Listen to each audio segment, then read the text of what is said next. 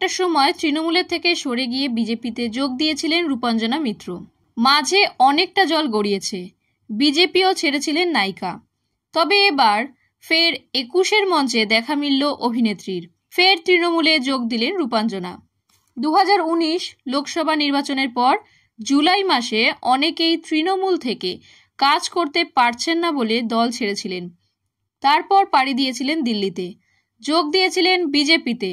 তাদের মধ্যে অন্যতম হলেন রূপাঞ্জনা মিত্র। 21শে জুলাইয়ের আগে থেকেই বেশ কিছু গুঞ্জন কানে আসছিল। শোনা যাচ্ছিল বিজেপি থেকে অনেকেই তৃণমূলে যোগ দেবেন। মাঝে এও রটেছিল যে দিলীপ ঘোষ নাকি বিজেপি ছেড়ে তৃণমূলে যোগ দিতে চলেছেন। তবে দিলীপ যোগ না দিলেও বিজেপির মঞ্চ একসময় আলো করতেন টলিপাড়ার সেসব অভিনেতারা। তাদের অনেকেই দেখা মিলল 21শে জুলাইয়ের শহীদ দিবসের মঞ্চে।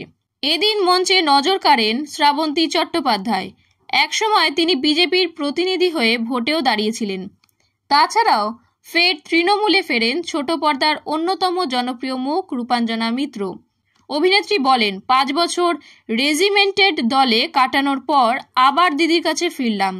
ঘর বাপসির পর মনে হচ্ছে যেন স্বর্গ।